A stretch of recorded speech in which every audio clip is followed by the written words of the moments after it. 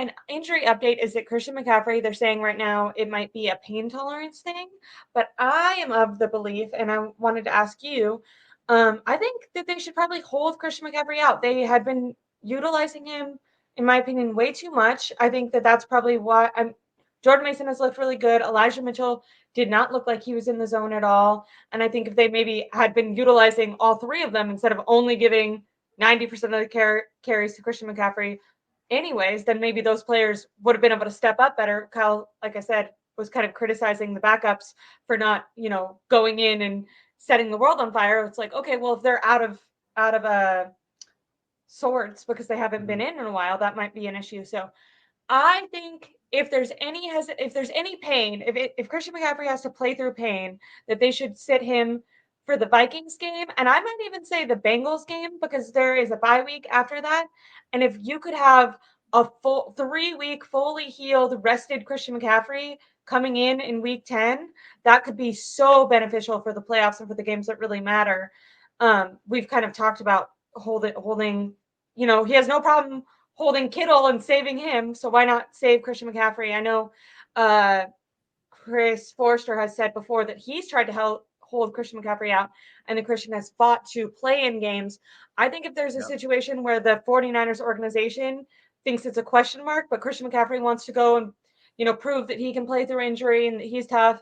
When he was on the Panthers, I know every time he had like a nick and bruise, Adam Schefter would always tweet about it. And I felt like Christian McCaffrey used to respond. So you can tell he's definitely defensive about injuries and he wants to prove that he's tough.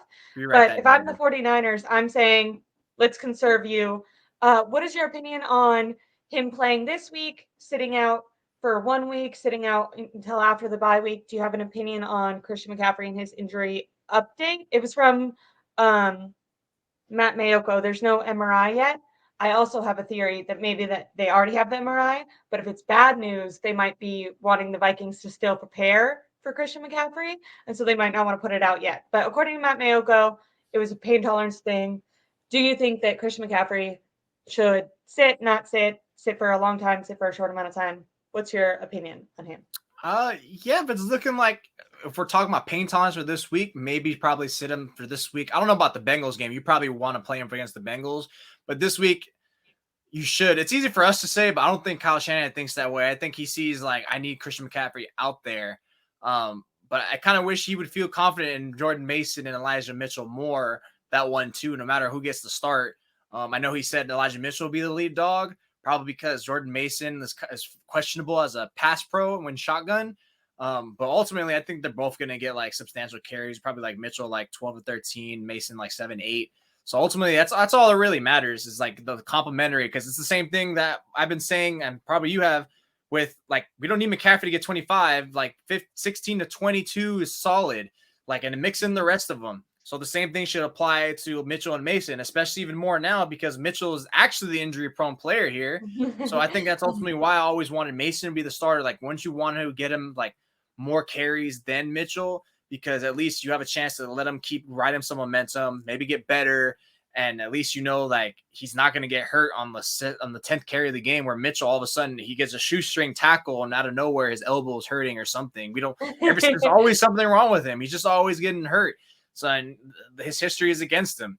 So I think that's the case right there. But with McCaffrey, I think your theory is right that they definitely know the MRI results. You pretty much get them like same day. I mean, my knee, I pretty much had in the morning and I got it the same, like later that night, I think, no later the next morning. So he had his like Monday.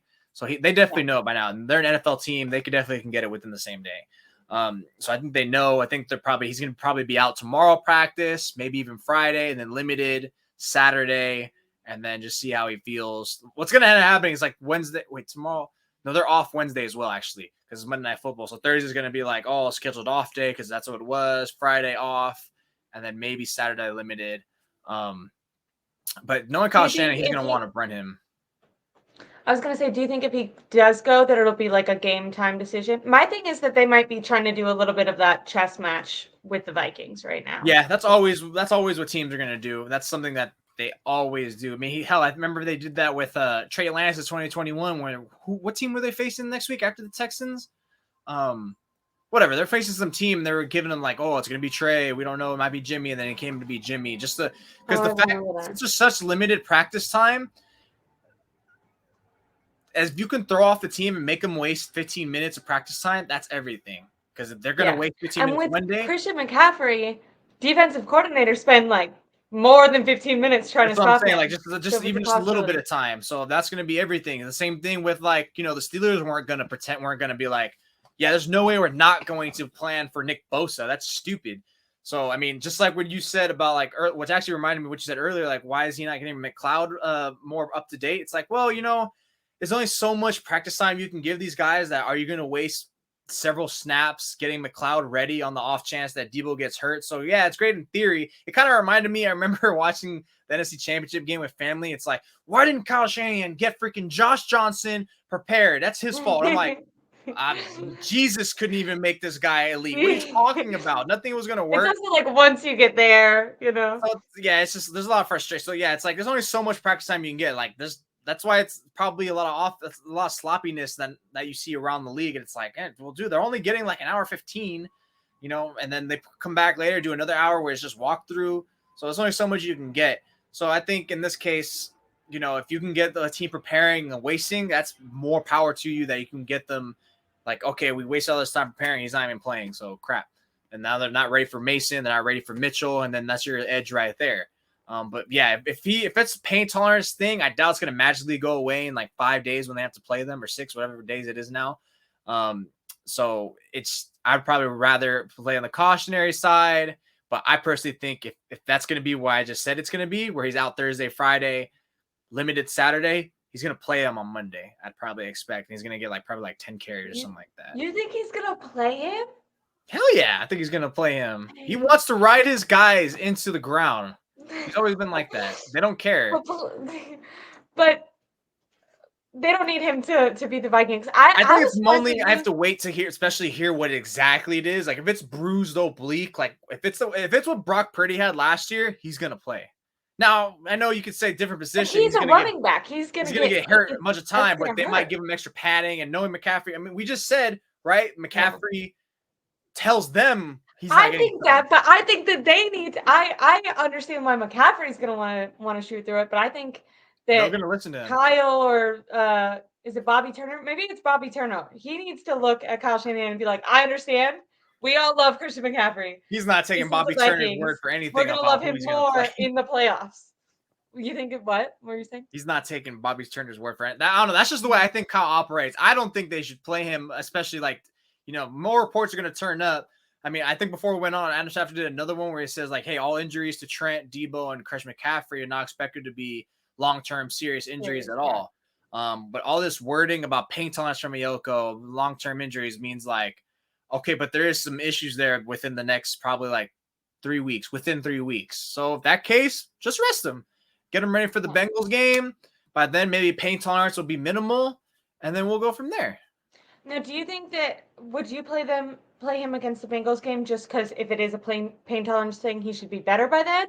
Or do you think that they need him? That's why it's hard to tell about injuries. Everyone's different in how they recover. I mean, same thing with my injury. Like everyone's gonna be different with how they treat this. Like how do you care for yourself and stuff like that, and what's gonna be your plan? So yeah, a little more information comes out, be more sprinkled in. But I think they're fine with doing the 1-2 with Mitchell and Mason. It sucks that he's not getting the start, but I mean, hey, 2019, Mostert never got a single start, and how'd that work out? That's why I put why doesn't Kyle reward Mason? I was gonna ask you about this because I read your article. I think it was 2 weeks ago. You started this conversation before I heard anyone else talk about it when you asked Kyle Shanahan about it. I started back actually in July too. Actually, back in the beginning of July, I said they should slowly phase out Mitchell for Mason just based on number one health. And if you compare the stats, I know stats is such a cut and dry But when you watch Mason, he looks go ahead. But when you watch them, they look kind of nearly identical. Now maybe Mitchell might be the more rip-off gained explosive back, but to me it's I'd rather just invest in the guy who's a little younger, more raw, and doesn't get hurt. I like to rely on people. Yeah. I want to rely on someone that I know if I run him 10 to 15 times, I don't have to worry about great. Now I'm in the situation where McCaffrey, Debo, what I'm going to do. And I'm not saying Mason's obviously nowhere near that impact player and they should be able to survive without him, but it's just the fact that like, oh great, now Mitchell's gone. Now I got Mason, and who's behind Mason? Shoot, Kyle Juszczyk, because TDP's probably getting activated if they don't play McCaffrey, but still. Yeah. He's on the team, which is just hilarious. We love third round picks here at the 49ers. Jesus.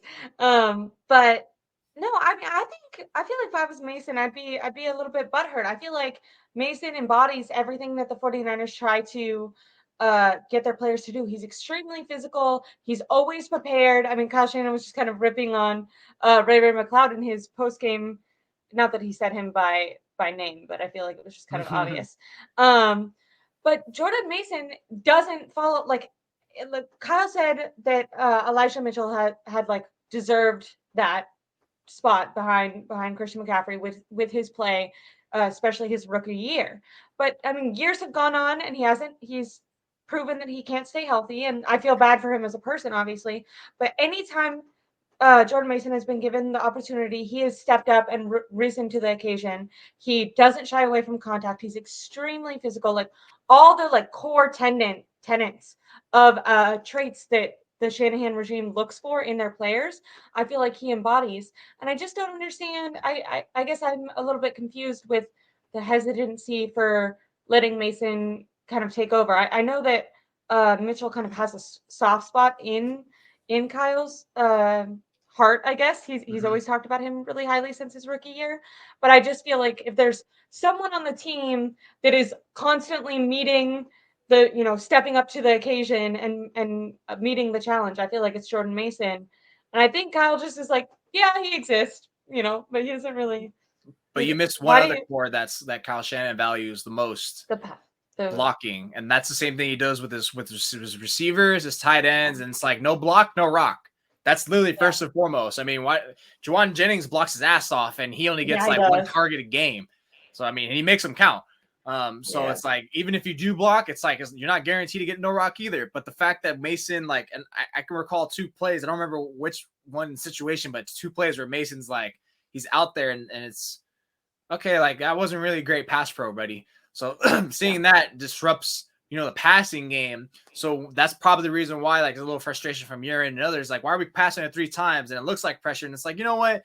It's Mason's not getting his assignments right or executing at a level that he should be at. And it's like, bro, if I can't play you to block, what makes you feel confident that I'm going to just consistently run you? Like, it can't, if you want like the dessert, you have to go through the freaking, like the trials of all this, like the trials of turbulence, whatever the word is called, like trials of tribulations. Something like, yeah, you have to go through the mud if you want to get to like the good land of just like running the football. Like you just have to. There is no ifs, ands, or buts. Like there's no debate. You have to do that. You have to eat your broccoli before you can have cake. I feel that. Even though I hate broccoli. I love broccoli. I have time.